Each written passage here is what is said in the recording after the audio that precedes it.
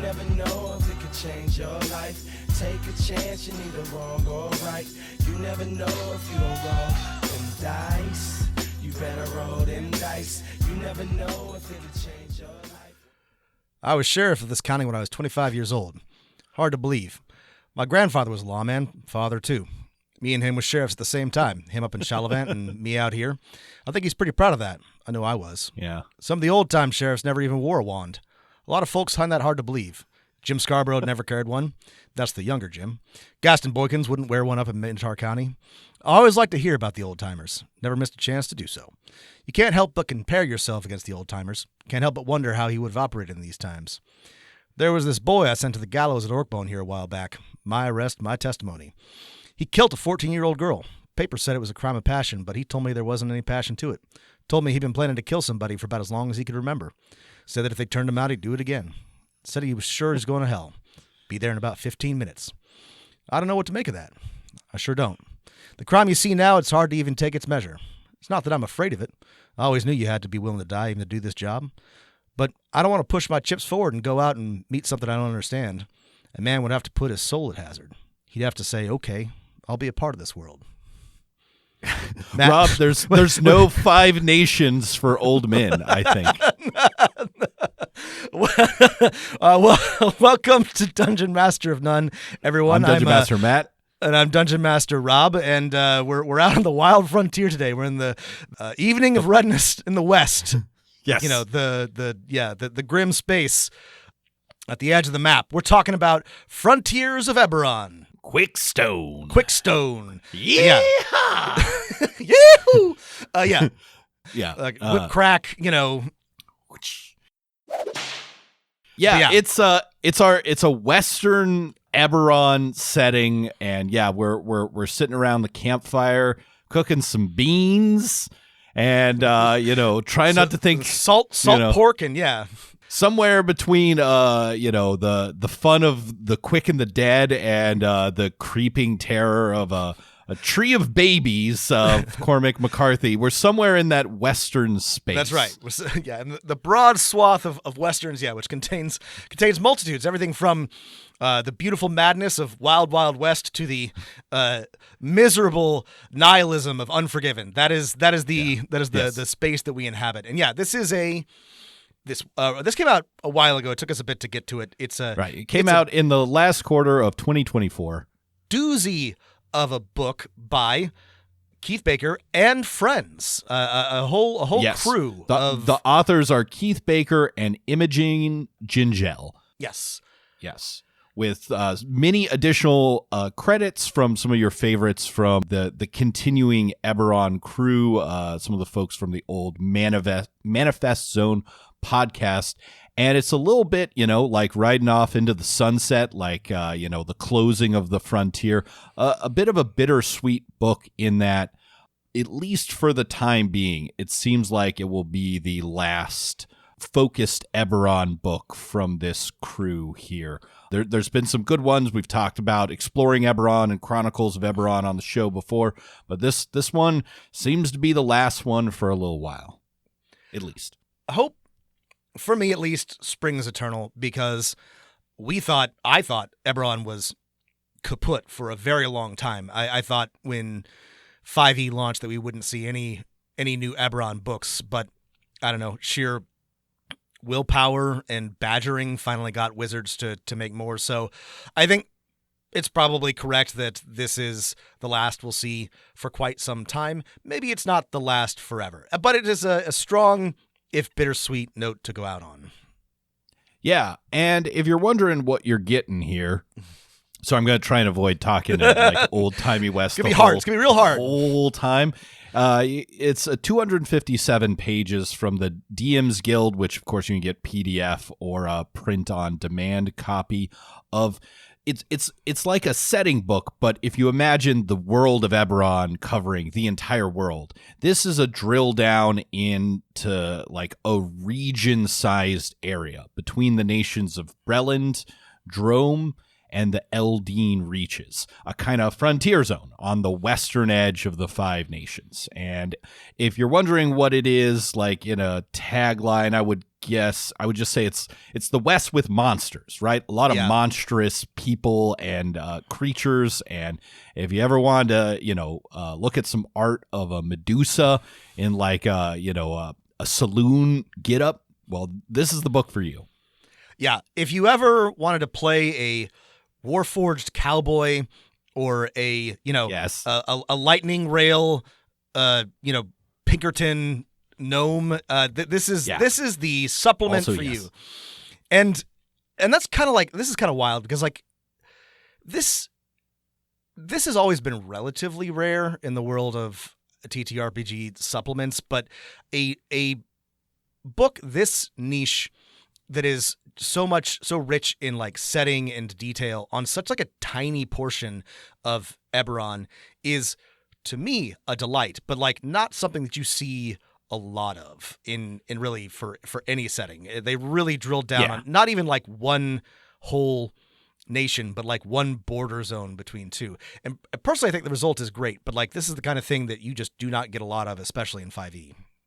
So, yeah, I guess this brings me to like my overall take, which is this is a very good setting book. Not only does it like have a great gazeteer and awesome factions and, of course, player options, but it has, I think, a great starting adventure at the end that is a great launching for a further campaign. The caveat is, in order to really get the most out of this, you've got to pass two hurdles, which I think most people will pass. Is A, you have to like Eberron, B, you have to like the Western genre.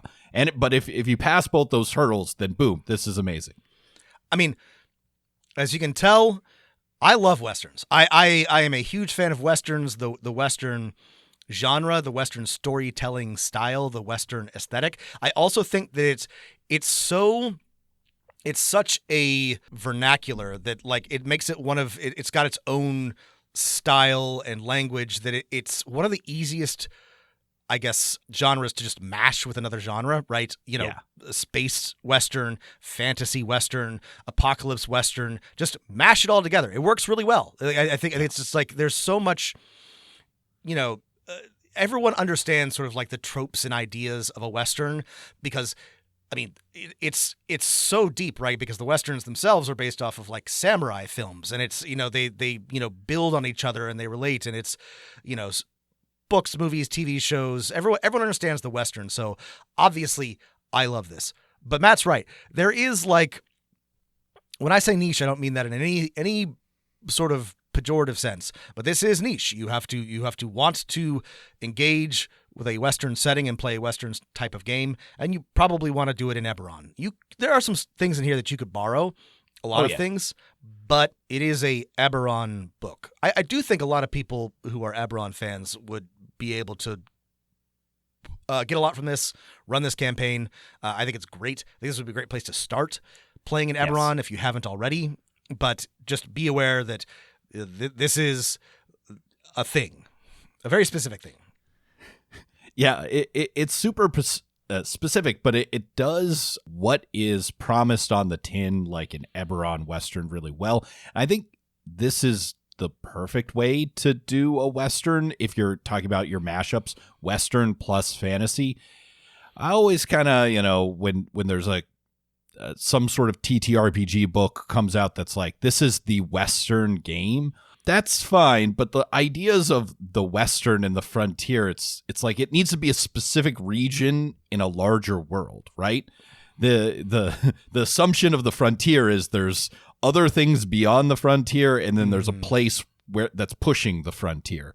And Eberron's perfect for okay, we're doing one specific part of the world where those influx of pressures create a sort of Western-ish place. And so that's perfect to me. I don't need a whole world where everyone's a cowboy, right? Right. That's a great point. The Western has to take place. I mean, I think that it's just, there has to be more than just like, this is the Western game. And there are very, I honestly can't think of any that are very successful, right? All of them are some kind of Deadlands. Well, Deadlands is the only one, but Deadlands is also like it's got its own thing. It's not just a Western, but that's probably the only one I can think of that is mostly Western and not some kind of that combination. That Kickstarter we talked about that took 15 years to fulfill and then actually ended up releasing. But that's a great point. Okay. that only helps my argument, Matt. Okay, sorry. Well, so I think how does this one spin the Western in interesting ways? And I think the first interesting way is that the frontier is between one of the most interesting places in Eberron, which is the nation of Drome or something like that, which is a nation that is new and is like monster land, right? Yeah. Most of the people who live there are gnolls or kobolds or harpies or gargoyles, and the rulers are hags. You know, it's different than the human elf dwarf places of the rest of the continent. The other thing that, makes it a subversion or a twist on the Western is that it's fantasy, right? And it's not like, Magitech, like, there's they don't carry guns, they carry wands, right? And like you'll have all the trappings of a gunslinger, but they're a wand slinger, and there's still like a telegraph service, but it's sending stones. It's this is one of the beautiful things about Eberron that we love, is that it extrapolates a sort of industrial society based on actual magic, not just like magic used to approximate industrial technology, right? And then my expansion on that is that while Eberron is a place where the humans of Korovar, of the main continent of Eberron, treat magic as if it was a science, right? They study it and stuff like that. It's still fucking magic. It's still weird, magic. That's right. Right. Yeah. And the encounters and the factions and the places you can go are still full of the mystic and unknowable and weirdness that you like about fantasy.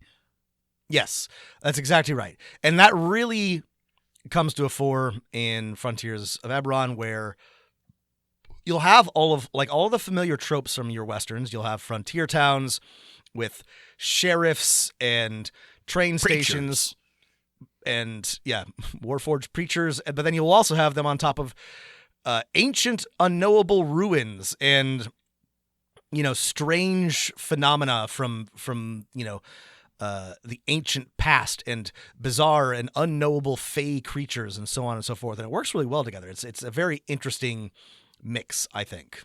The other thing that we should address, because I think it's potentially controversial, is that this is the monster player book. If you want to be a monster, if you want to play a monster, if you want to play a gargoyle, if you want to play a Medusa, if you want to play a hobgoblin or a goblin or an ogre or a bugbear or a warg or any number of other monstrous creatures, this is the book for you, because Drome is, as we discussed, a nation of harpies and hags and tieflings and changelings and shifters and all kinds of like monstrous races. And it's, Eberron subverts tropes, right? They're not inherently evil. They are not trusted by the humans of Corvair, but they have their own interests, and they are a civilization of their own right. I don't have any problem with this, but traditionally in D&D, people tend to get their hackles up sometimes when people want to play monstrous races or monstrous PCs. Well, I think most people's objections to this are stupid, right? If a player wants to play something cool, you should let them. Just let them.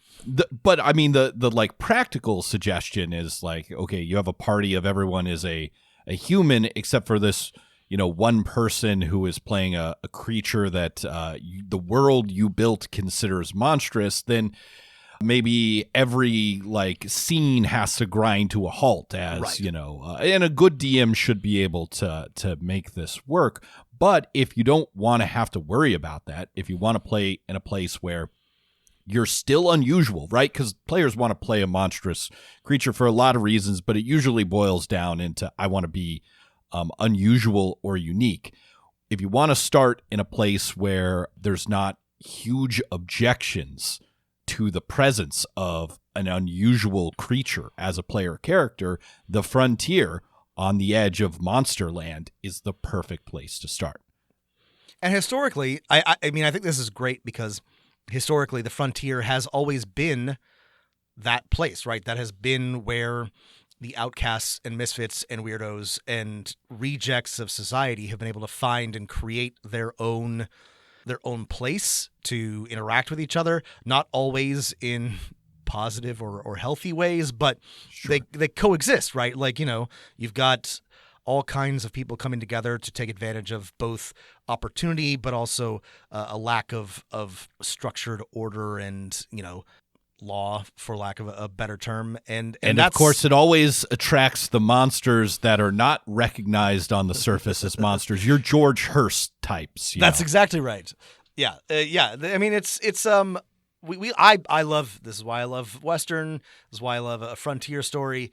It's interesting, right? It's an interesting place to tell stories. So that's, I think, that's deliberate about Frontiers of Eberron is that the monsters are front and center. They are a big part of Drome, and they interact with the standard humanoid races of Corvair in all of these places. And you are encouraged to think about, what those interactions and what that tension looks like.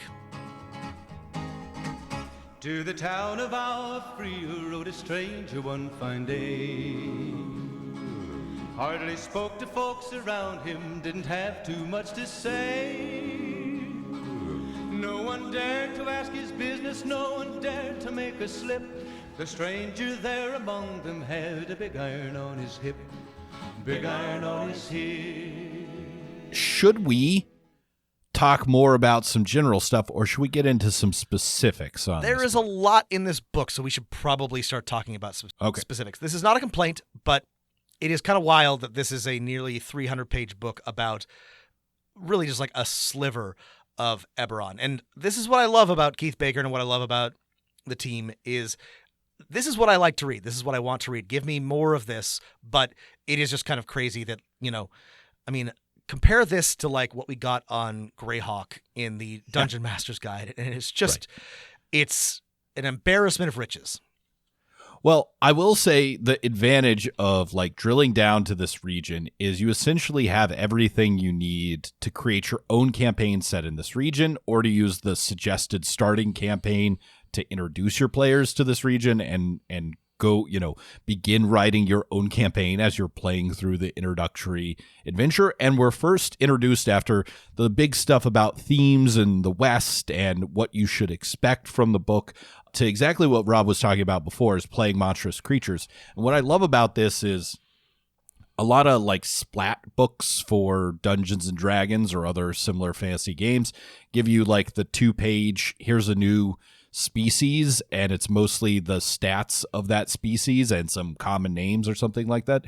This goes into like, what does it mean to be like a harpy, and what are the exceptions to what that means? It's enough that if you let a player read those like 4 pages on being a tiefling or a Medusa or a Minotaur, like they'll have enough to make a really interesting character out of. Yes, absolutely. The book really focuses on what are the themes that are important to this area and this campaign, what's important to these cultures, what's important to your characters, and then later it gives you stats for how to build out, a PC. But it really does a good job of emphasizing like this is what it's like to exist here and what a campaign set in the Frontier is good for and what sort of like themes make sense. I really like how it guides players and DMs here. Yeah. Great information for DMs writing a section of a story or a campaign that centers around one of these groups of people that The rest of Eberron considers monstrous or a player character making some stuff.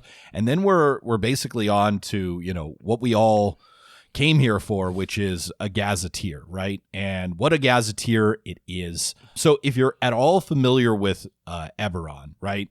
This area, the area around Quickstone, this frontier of Eberron, takes place west of the nation of Brelan. And Brelan's like, the sort of industrious, pragmatic nation of humanoids in Eberron. It's where Sharn is. They have a monarchy and a parliament. It's all like pretty familiar. There's a lot of industry, magical stuff like that. And on the other side is a nation ruled by hags. And nearby is another kind of frontier area ruled by druids with strong connections to the Eberron's version of the Feywild. So you basically get three, and then sort of layered underneath that, this was once a strong place of the goblinoid Dakan Empire. And so in this one area, you have like 4 types of Western frontier things you can draw on that you can play up as much or as little as you want. You got the like weird magic Feywild frontier. You got the kind of typical humanoids defending a border. You've got Monsterland building a kingdom. For what purpose? Up to you. And then underneath it all, you have the ruins of a once powerful goblin civilization. Yeah, and Breland is I guess like in Galarian, how like Andoran or Taldor is kind of like good America monarchy. Breland is a little bit like that. It's it's a center of innovation and quote unquote freedom, perhaps, and commerce, and it's expanding westward, right? Because it's that's what one must do, but it's not expanding into nothing, right? It's expanding into a land that they once claimed as theirs. That's right, too. So, and there's this is one of the things that's suggested in the. There's a list of suggestions for types of play and campaign, and one of them is political or based on war. There's nothing in the starting adventure or in the book that suggests that Drome and Breland are going to go to war anytime soon. But there are obvious tensions and clashes along this border region, and I think it's like really rich for political intrigue and for explorations of sovereignty, and your players could find themselves throwing in with one side or the other. I think they do. Eberron has always done a really good job of not having like obvious good guys and bad guys, and in fact having a lot of like very complicated factions, like the Utopian Islands with run by good dragons, or the that's also kind of evil and has brainwashed everybody, or the undead elves, but they're positive energy undead elves, or they're still creepy. How the Church of the Silver Flame is obviously like good paladin guys, but also maybe it's run by a demon overlord or something like that. It's Eberron is full of this stuff. So like Drome is a nation of monsters that's run by night hags, and Breland has a good king ? But also is ruled by more or less like run by the Dragonmark houses, that are maybe not all that benevolent, and your players don't have to like pick a side, but like as these this is what makes the frontier interesting, right? Like it is a place where different forces and different like both like political forces, but also like economic and historical forces are coming together to create tensions, and you can do a lot with that, right? The key to the world of Eberron is that the last war is the 100 Years' War plus World War I, and it ended in essentially a truce stalemate, and everyone knows that another war will one day come. Of course, unless heroes can stop it. And Drome and Breland are like maybe the most obvious place where a war will start again. And of course, if any two nations go to war, this could drag the whole continent into it. And so if you want a big campaign that goes the red line flying, breadth of Eberron, starting one here where the players see that a war is being churned up and then figuring out who is behind it all and trying to stop it. That would be a great campaign, of which the first arc would take place here on the frontier. And then they move to the halls of power. Though, that being said, I mean, that's just in the background, right? This is actually also a really, really good place for much smaller, much more focused stories. And I think that is one of the things that the writers want to encourage. And because it is kind of like a sparsely populated, distant frontier, and, some of the most important things that may be happening are, somebody's cattle have gone missing, or, there's a particularly unpleasant group of bandits that are menacing one of these tiny, tiny towns, or, the kind of stories that you get in a Western like Shane or Unforgiven or, The Magnificent Seven. You got the Company of the Black Crown. Basically, that's right. They're like just disaffected last war veterans who have turned to banditry. They're terrifying. Speaking of, this isn't even the focus, but there's just so many good, there's so much thought given into the remnants of the last war, right? There's the Black Company, who are basically veteran bandits, and Breland, or the frontier of Breland, tolerates them, but they're pretty nasty and drome.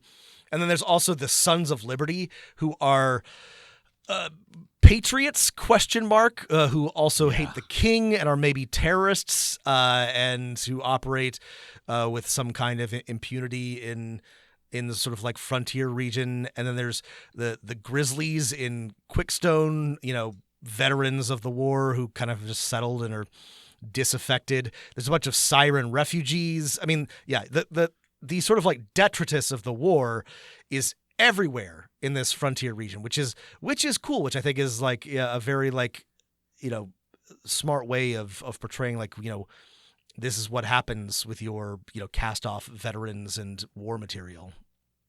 Yeah, I think a lot of people, when they think of an Eberron campaign, probably think of Sharn, intrigue and murder mysteries and double crosses and that kind of fun stuff. Or if they think exploration and building of power or something like that, they're probably thinking, oh, you're in the city of Stormreach. You're right. Which is essentially right, humanoid colony on another continent. It's a more Indiana Jones exploring the frontier. But if you want to do that kind of exploration, players build power, make alliances, see what's out there from, whatever their starting base is, this is a great spot to do it. If Matt, the players need to go to Sharn, they can be there in 2 days, And I know you know this, but what do those three things have in common, right?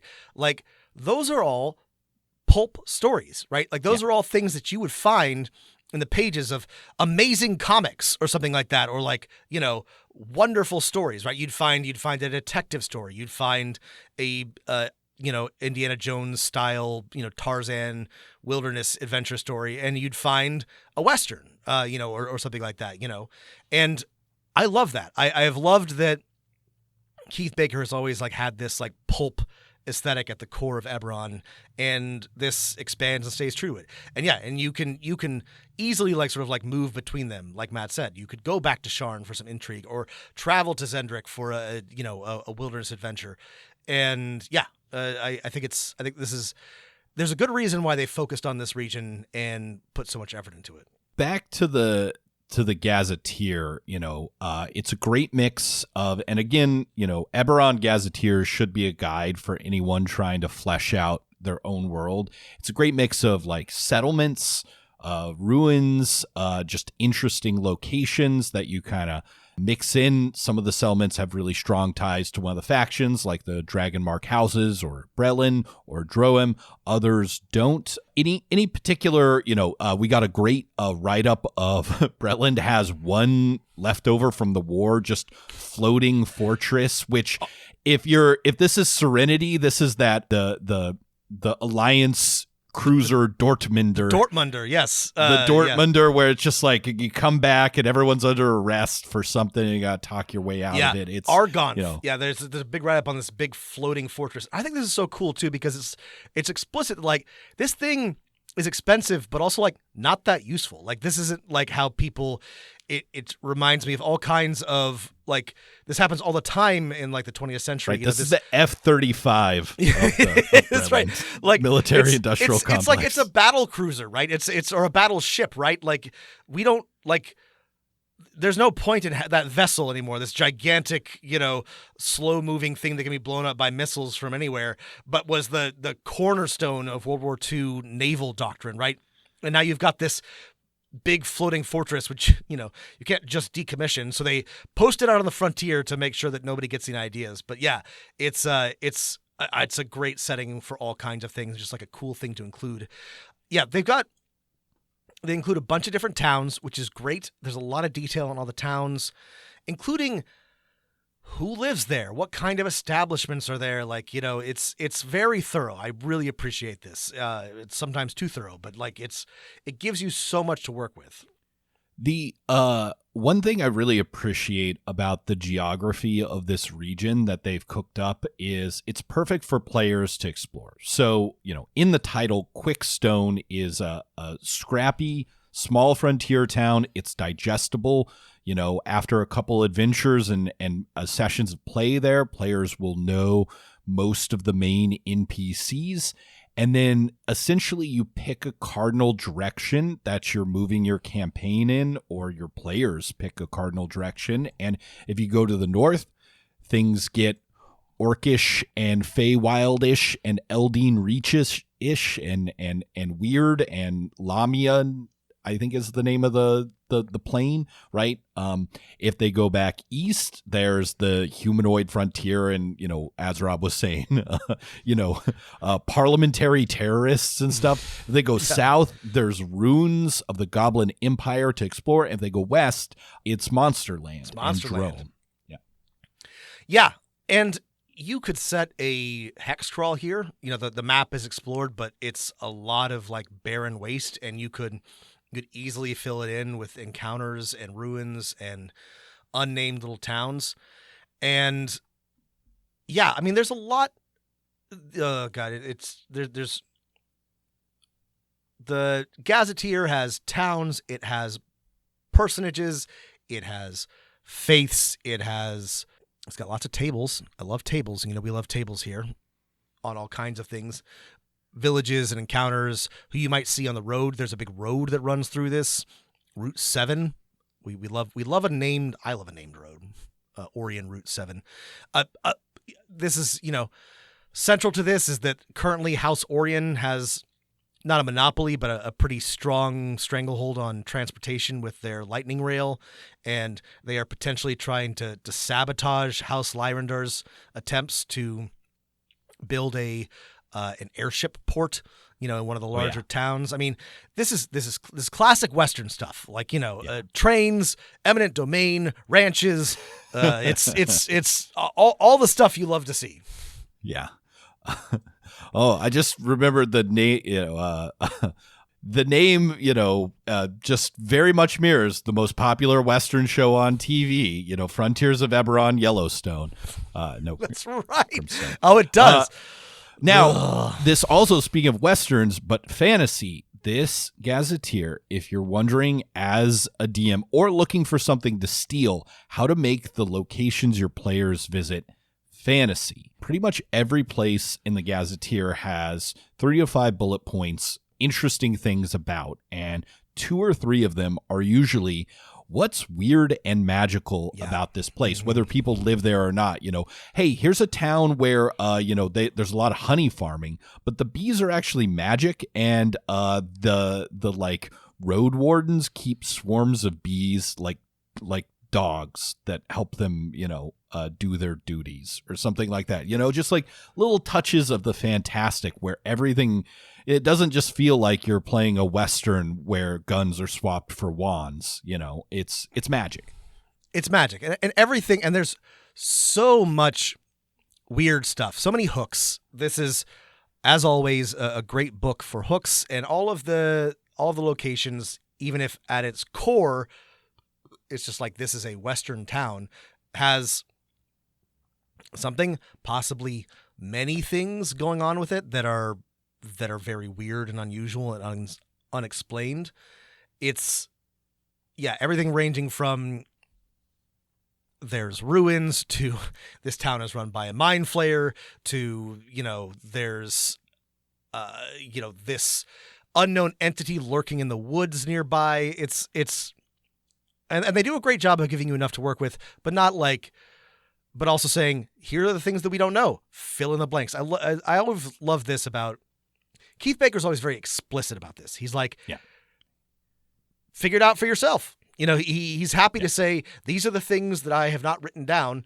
Fill in the blanks. And I love that. I really appreciate that. To give us a break from before we talk maybe about factions in the town of Quickstone itself, to talk about mechanics, there are a ton of artifacts and feats and stuff in here, but my favorite mechanic introduced in this book is a little 4-page write-up on how to do Western-style spell-slinging duels. I also like this. It comes early on, and I wasn't expecting it, but I like this. And there's a good reason for this, right? Because the book makes it explicit. If you are anything other than like a first level adventurer, it is impossible to model a duel, right? Like a quick draw, one shot, and whoever's fastest wins. Without because D&D is not built for that. D&D is not built for it, right? You'll throw cantrips back and forth for 10 rounds before anybody's in any kind of trouble. And so they've got a really cool 3 or 4 part back and forth to sort of determine who wins a duel. And it includes things like what's your style, the stare down, your actual attack. And because it's wand slinging, right? This is done with a cantrip. And, you can use a spell. You can use a spell. This is, a Burning Wheel has a similar mechanic for a couple of, for actual duels and for duels of wits. And there are other games that do this. It is sophisticated rock, paper, scissors. What you pick is better against some things and gives you certain advantages if you do a better job of picking than your opponent. But it's still fun, and I am personally much superior and much more interesting than just slinging, Eldritch Blast at each other until one of you runs out of hit points. You want your players to, be able to yell, "I'm calling you out," and right. So if you're gonna do Western, you got to have, pistols at dawn, high noon. I'm not going to say the wand rules or the duel rules are worth the price of admission by themselves because, it's a big book that costs money. But they are well worth if you're adding one rule, especially if you're looking for this for your own game that's unrelated to Eberron, and you're like, I want I'm running a game set in a wizard school, and I want some kind of wizard dueling rules that I can slap on 5e. Any kind of wizard duel, yeah. And how it works is essentially you play a fancy game of elevated, rock, paper, scissors, Lizard Vulcan, Spock, or whatever the 5 That's right. person Lizard Spock, whatever it is, the 5 versions. So you pick 5 styles, you pick them in secret. Each style has an advantage over 2 other styles. They'll give you a bonus later. And then I think the fun part is that instead of just like rolling initiative and seeing who fires first, you roll initiative. The loser has to declare their kind of wind up action. Do they make a fake out, kind of a feint? Do they try and stare the person down, essentially intimidate them? Do they analyze what the other person's going to do? So they have an opportunity to use one of their many attributes to do that. They both kind of roll a pose check using whatever skill on that table you want. So one character is using dexterity, sleight of hand, and another's using, wisdom, insight. This can give you some bonus d6s to your roll. And then the simplified rule of the cast is that, you declare the stakes at the beginning, And, whoever, if it's first blood, the one person's wounded, they lose a hit dice and they lost the duel. Maybe it's just a matter of honor, or you can, let your players decide, yeah, I'm ready to duel this character to the death, right? Which drops them to 0 hit points. So, there's a chance they could die if no one administers first aid. I can't, often when I see supplements make additional rules for whatever thing for 5e, usually I can immediately be like, well, this isn't going to work, or I would do it this way. And I imagine there might be some changes I might make to this down the right line, but I can think of no better way to do this without, this is what I would use. I imagine, I guess it means that it needs some play testing, but on my read, it does a really good job of letting characters of different types excel, and there's enough, not like chance or randomness, but you're how good you are at picking or how lucky you are, but also making you feel like you have some control. Like this is a good system for modeling the intensity and tension of a duel. I like it. I think it's good. My only complaint here is that the table of, your rock, paper, scissors, lizard, Spock, your dueling style tables, like what you do during the stare down, those can fit on one page plus the quick guide of how to do it. And I wish I had that. I can make it, using snipping parts of the thing from Windows and pasting it into a Google document and printing it off. I wish it had come with that page, and I wish it had come with a page that you can print off or copy and then cut out into 5 playing cards, because the players have to choose their approach in secret. And if you could hand them a card, glue whatever you printed off on the back of a poker card, that would feel, Western to me. And being able to put their card down would be super easy. A missed opportunity not to include those 2 pages. Yeah, you should do that if you want to use this system. Yeah, it is simple and relatively simple, and you can put all the information on a sheet of paper. I agree with Matt. Missed opportunity, not a huge deal, but this is great and important, right? If you're gonna have a Western, you gotta have duels, gotta have shootouts. Yeah, and so the rest of the book is, we've got artifacts and some feats. I don't really have anything to say about those other than a couple of the feats seem like they're missing the ability score bump. Yeah. Everything here is updated to the 2024 rules, including giving like wands and orbs weapon properties, which is nice. But yeah, I don't really have any comments on some of the mechanics here. I don't have anything to say.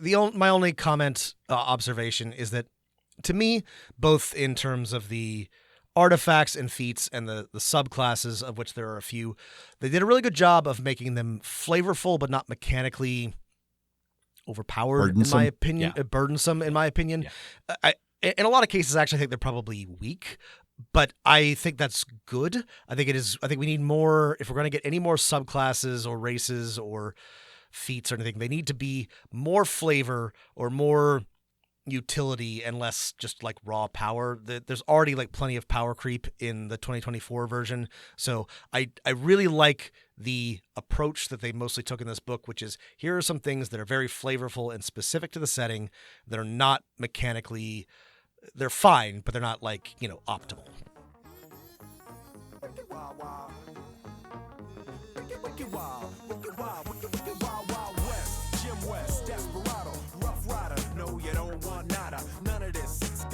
Brother running this buffalo soldier. Look, it's like I told you.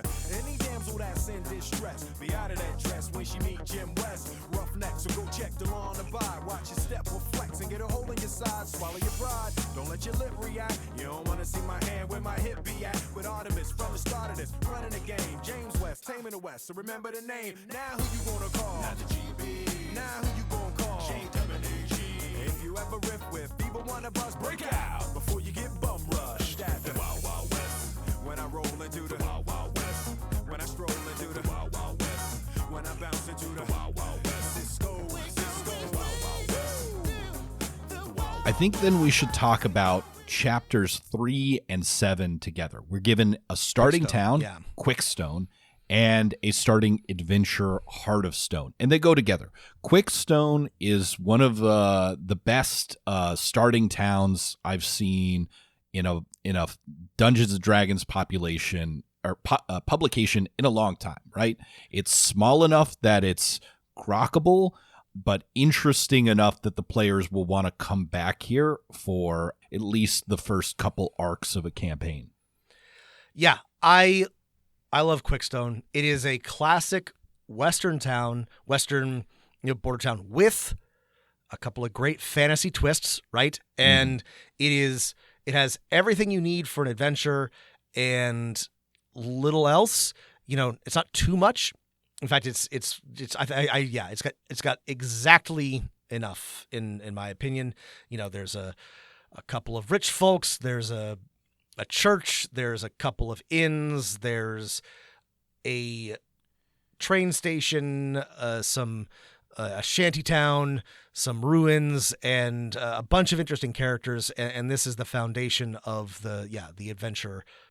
And it's perfect in that it's the frontier region in a microcosm. You've got the representatives from the Dragon Mark houses, and they all have an agenda here. It's at the end of the lightning rail. Will it be continue? Will Droem or Breland, either of them approve of building the lightning rail further? This is like a big question. And then a lot of there's little hints of everything in the town that could lead your players in any direction. So it's the perfect starting town, whether you want to run Chapter 7 Heart of Stone, or whether, you just need a base for whatever campaign you're planning in this region.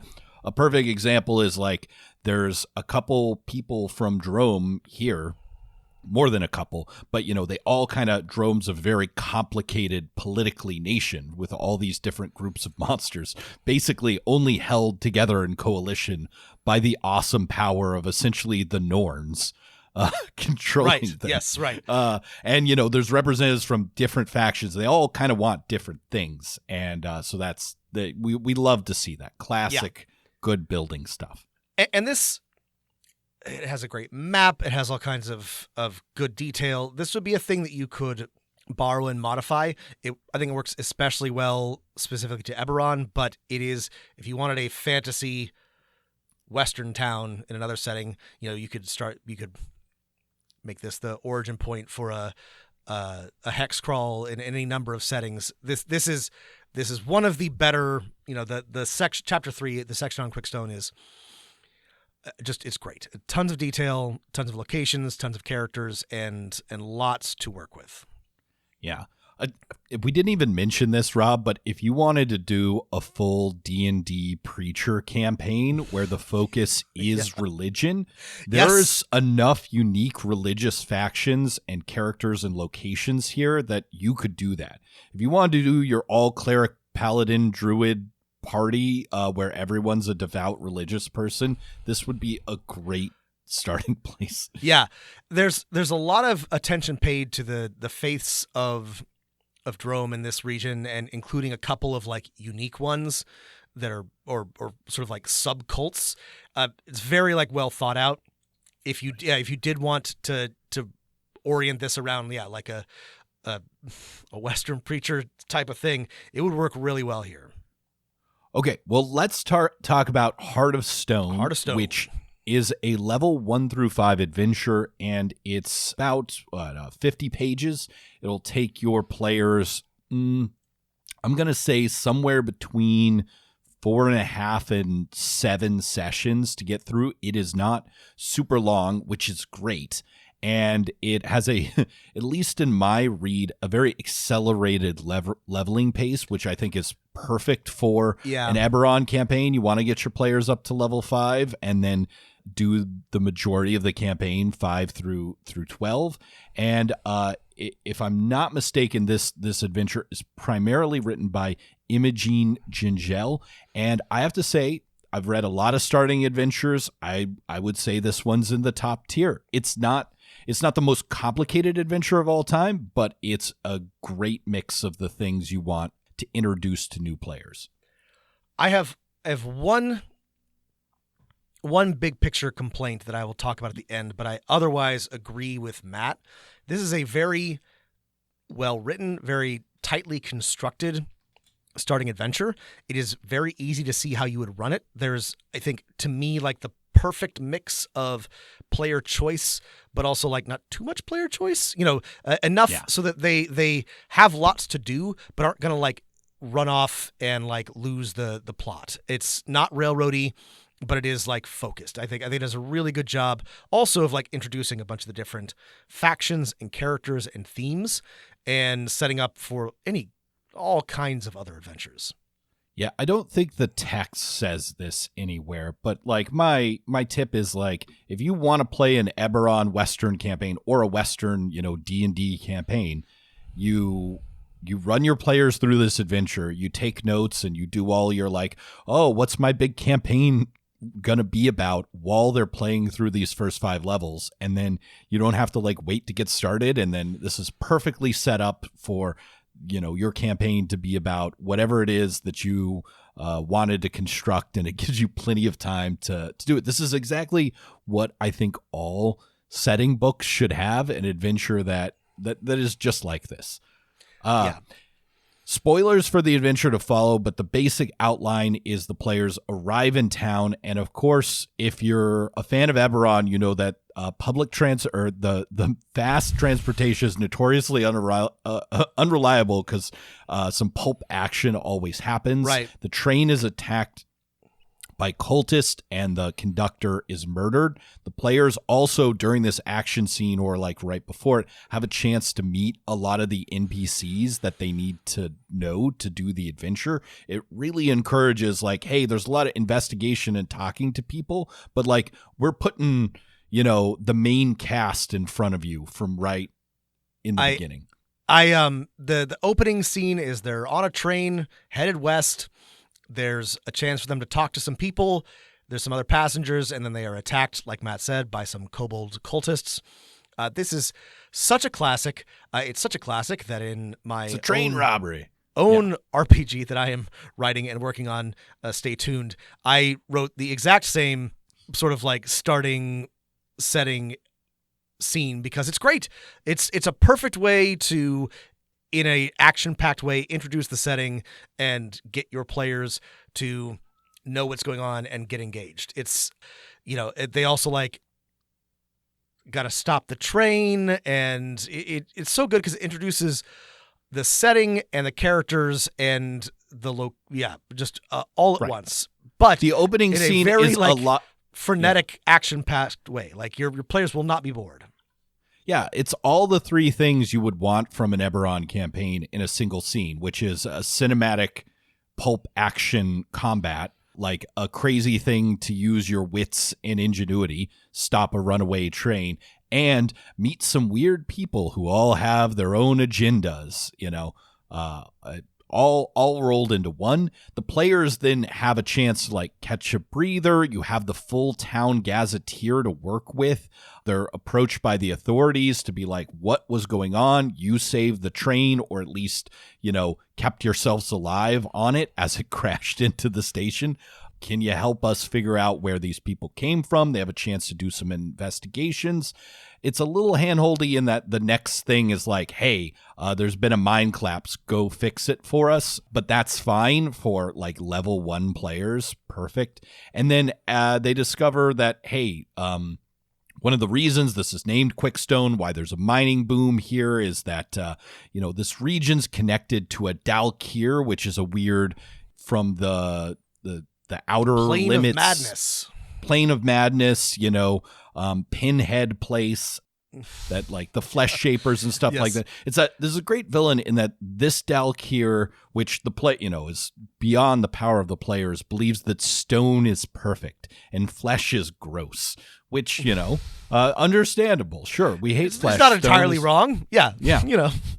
Bodies are weird, and he wants to encase everything in beautiful stone. And there's a seal that was uncovered, and the middle part of the adventure is kind of an open-ended collect the MacGuffins, right? Yes. You need 4 weapons made of a special material, bishek, that can either repair or open the seal of the Dalkir's tomb, and the players have a lot of agency in how to collect this, right? If they're like really clever and like we're really interested in talking to people and exploring the town, like they will, I think, naturally know where to go next to find the things. However, there's enough like, hey, if your players are stuck, this person comes up or this thing happens to introduce them. And the collectathon thing, you know, I'm making a comparison to Vecna Eve of Ruin, where it's always go to a thing, fight a thing, talk to a person who tells you exactly where to go. You know, one is go negotiate with this mysterious Medusa, who I think the players are going to really love, that wears a blindfold in town, that the players have all this opportunity to interact with and see if you can earn her trust. And here's a bunch of different ways to do that. Another's a classic dungeon crawl with 2 factions of kobolds. You know, another's let's go like back in time with an orc druid. Yeah, there's a good variety here. Yes, it's a good. It's diverse, right? It's dispersed, and you have choices about how to go about it and in which order. Which, like I said before, it's exactly the right amount of agency. You know, you do have to do the things, but you can do them in a number of different ways and in a number and sort of like any order that you want. And then it really like kicks off at the end once you've gathered all the MacGuffins. The bad guys attack Quickstone, and there's a big climactic fight with Diorite, who is a gargoyle servant of Orlask, this Dalkir. There's a really cool final fight in like a demiplane where like there's a bunch of stone hands that are all reaching across and make it like a really cool battleground. It's very, very action-packed and cinematic, like we discussed. A very, very dramatic end, and then it's sort of like open-ended what happens from there, assuming, you know, that your players defeat Diorite and the machinations of Orlask, the Dalkir. Yeah, I think the end was lessened to me in that the players get a druid ally who, you know, knows the gatekeeper ritual. I would have loved if this, during their kind of like travel back in time to like a vision of the original sealing, that this druid had to sacrifice herself so that the players can learn this, and that by getting this, all of them now know the ritual so they can all go do it themselves. Once they get all of the MacGuffins, instead they have to have the druid tag along.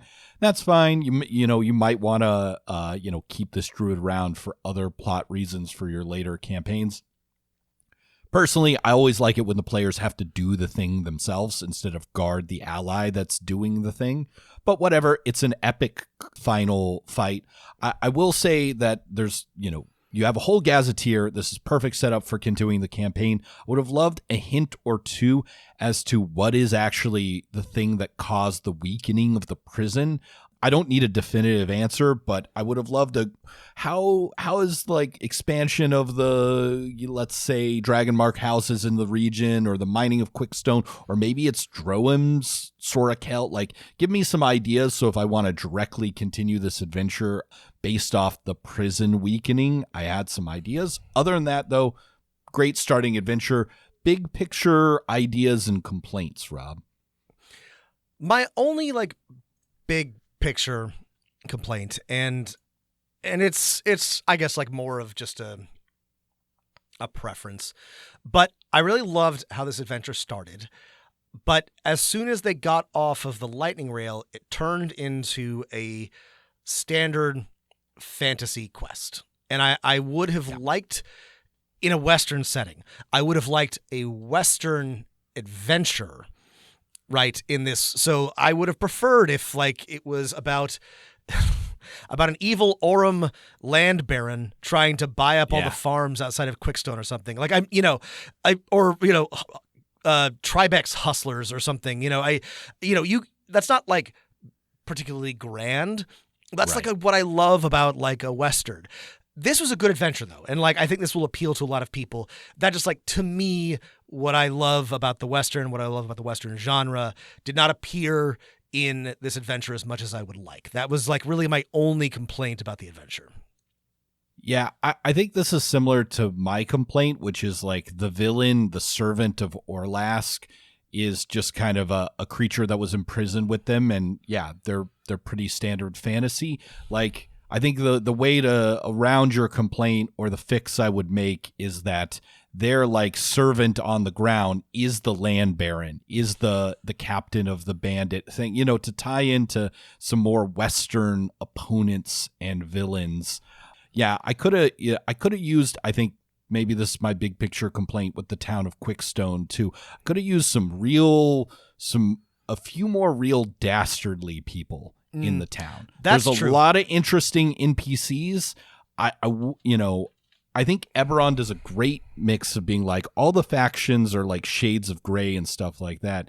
But then, you know, some of them are truly evil. I was right? going to say, the only problem with the whole shades of gray thing, which is great, is like, you know, you don't have to give me real heroes, but give me some real villains. Give me some Eberron give me some has bastards, that, right? Yeah. You know, the Lords of Rust, they're Yes. like monsters, and then just human monsters who are just pure evil, capitalism, all these. Yeah, things. the Emerald Claw is pretty like unabashedly like evil. I actually think the Emerald Claw is just fine. They're proud servants of the folk religion of undead Karn. dragon queen. Yeah. They don't. A lot of them don't know that when they join. Sorry, not the Emerald Claw. No, however, the person they Lords of serve Rust, is the unabashedly evil. overlords. Or Yeah. the Dreaming Dark. You know, I was gonna say the Dreaming Dark, pretty evil. You know, understandably evil. Like they've come from a different dimension and they serve like a different purpose. But they're bad. They want to they're pretty bad. They're pretty. But yeah, it's not like there's no bad guys in Eberron, right? So like, give us some real, like, have all the shades of gray, have all the like complicated Western archetypes, but then give us some just bastards. Yeah, I would have also liked some real just like awful folk. Yeah, in the like starting town of the NPCs you interact with, there's no one in the town who's like, oh boy, you're that guy in town, you're the Cy Tolliver that like players can't take out at first, but after a few levels, they're going to be so happy when they, throw him out of his, second story window into the street and watch him, meet his end in the mud, Yes. Yeah, that is true. I would have liked some more of those. All in all, though, this is really good. It's a great starting town, great starting adventure. It's even got a puzzle that doesn't suck. I was gonna say you like the puzzle. It seems like the kind of thing you would hate, Matt. I kind of like the puzzle okay. in that there were so many different ways to solve it. Like you could just be, good at music, which probably a character would be. There's enough like investigation where like just you touch a thing and a music note plays. There's. I thought this puzzle of most of the is very, very solvable. I liked this puzzle too. I thought it was clever. I would probably fail it personally, but my players would probably succeed. So that means it's good. I was sure that you were going to hate it because it is complicated, but you're right that they give a lot of. It's a music puzzle with some chords, but there are many, many different approaches or many different clues and tips that you can get that will help you get there, even if your players are not automatically equipped to solve it. Right. I think it's nice because if your players, one, it's nice in that players can just interact with the puzzle. They can touch a thing and a note plays. And then they should be like, oh, well, the answer is playing some kind of music or something like that. And then visually, it looks like a music staff, and then like textually there's a clue of the musical notes correspond to words, and then if you have to like give them a clue or like they roll a knowledge whatever or a performance check, you can give them a clue that still then lets them interact and solve the puzzle. All right, well, we're quick, we're dead, the quick stone and the dead stone, we did it. It's again, this is a little sad. I want to just thank Keith Baker and Wayne Chung and Imogene Gingell and And basically all the people who have been making these, like, I guess like 3 or 4 Eberron books that have come out for 5th edition. And it kind of sucks in that they make these books and you weren't going to make a lot of money off of them anyways, but then because they have to be released through the DMs Guild, everyone's already making 50%. It's a real Western mining town, company town situation. But so it's a real labor of love. And as a longtime fan of Eberron, I love seeing new Eberron books. I wish they were made under better circumstances, but I'm glad we got them.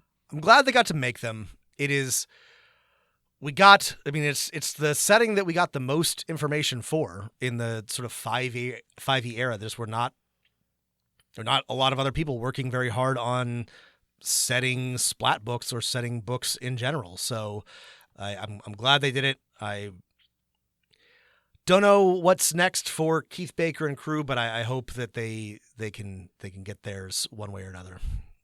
Yeah. Well, after this, I'll go play some Gloom or Illimat.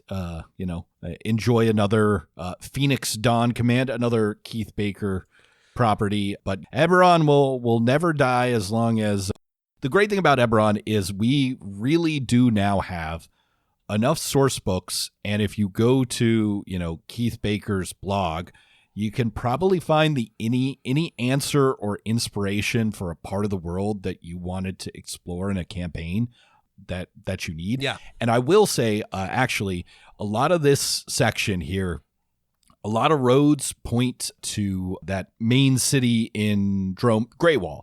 And if you didn't know, probably because Keith can't mention it in the book, but if you search for like Greywall PDF or whatever, you can find it.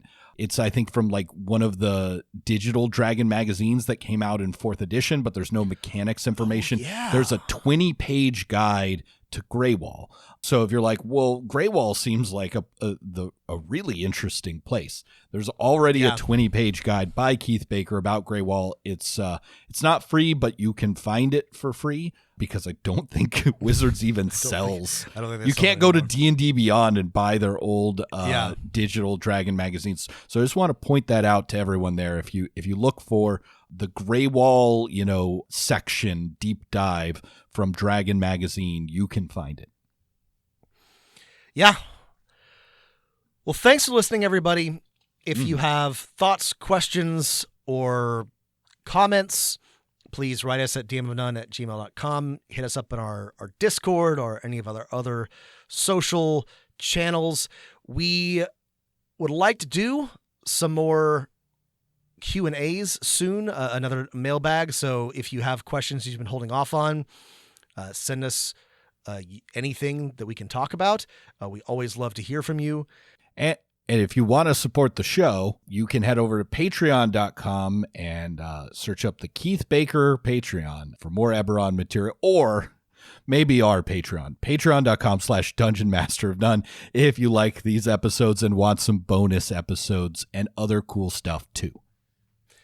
Thanks for listening, everybody, and keep rolling them dice.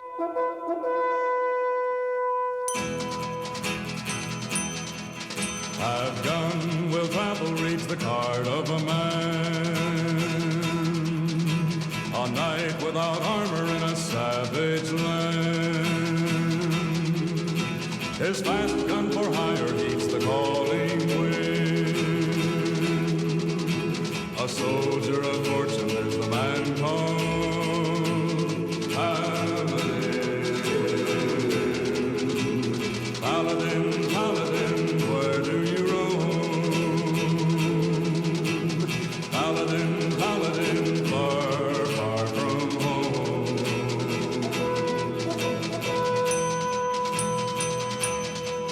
He travels on to wherever he must.